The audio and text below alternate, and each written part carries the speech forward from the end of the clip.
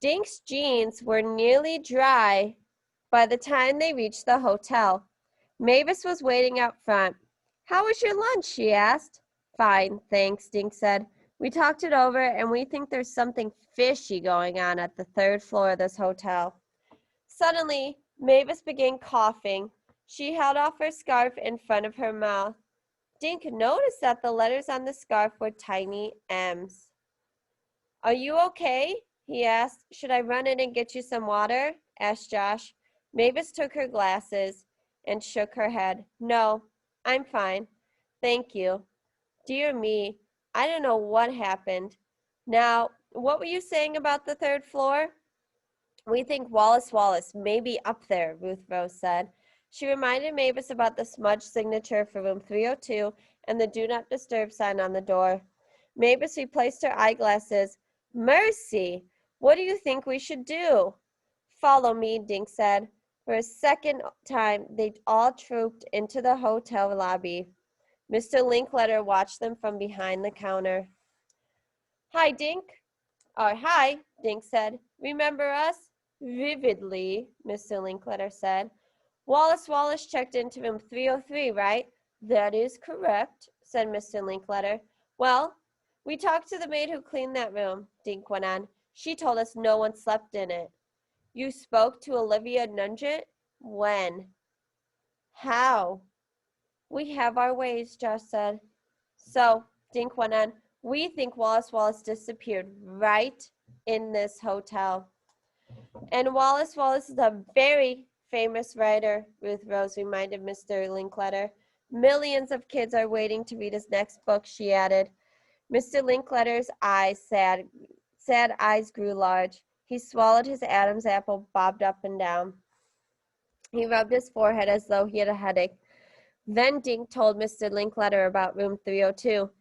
Miss Nugget said there was a do not disturb sign on the door. Ruth Rose pointed to the register. "See, that signature is all smudged."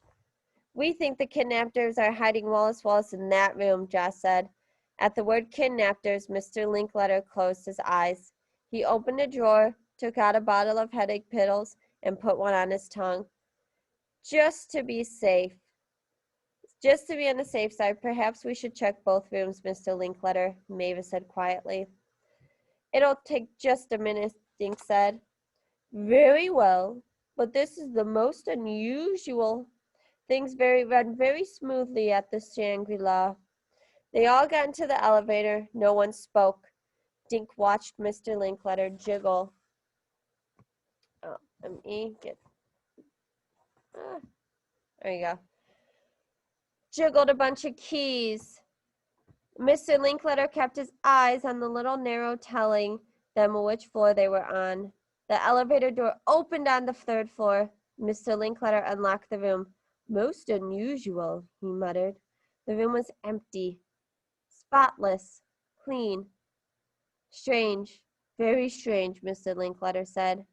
They moved to room 302, where a do not disturb sign, you guys see it down here, a do not disturb sign hung on the door. Mr. Linkletter knocked. They all leaned towards the door. "Listen, I hear a voice," Josh said. "What is it saying?" Ruth Rose asked. Then they all heard it. The voice was muffled, but it was definitely yelling, "Help." "Oh, I'm going to stop. What do we think? I want to see some predictions. Raise your hand if you want to tell what you think's going to happen. Susan, what do you think's about to happen? Willis Wallace could be screaming for help in there. Okay, all right. What other Probably. predictions? Anyone else want to give a prediction of what they think's going to happen? Who's in that room? All right, let's find out.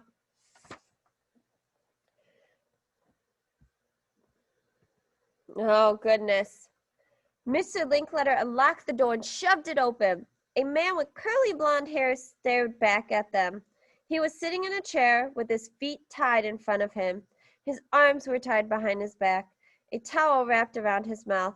"Oh, my goodness," Mr. Linkletter cried. Everyone rushed into the room. Dink ran behind the chair to untie the man's hands while Josh untied. Let's take a look at this man.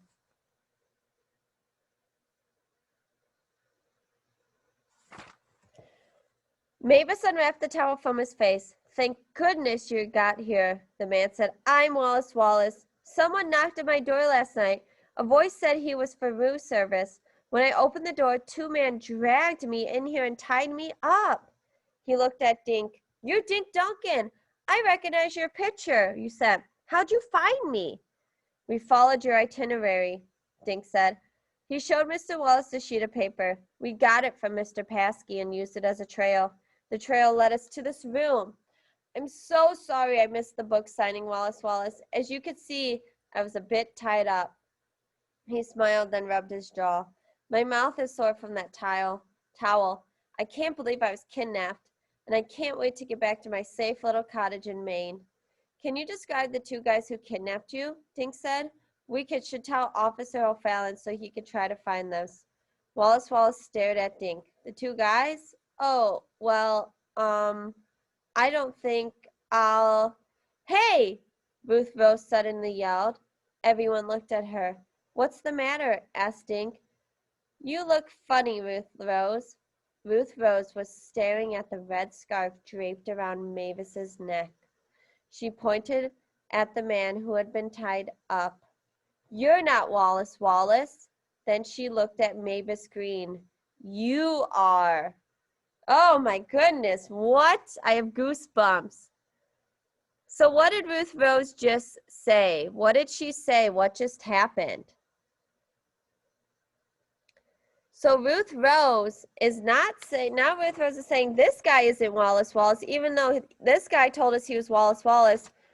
Ruth Rose is accusing Mavis. You guys remember Mavis, the older woman who was supposed to go to lunch with Wallace Wallace? She's saying that she's Wallace Wallace.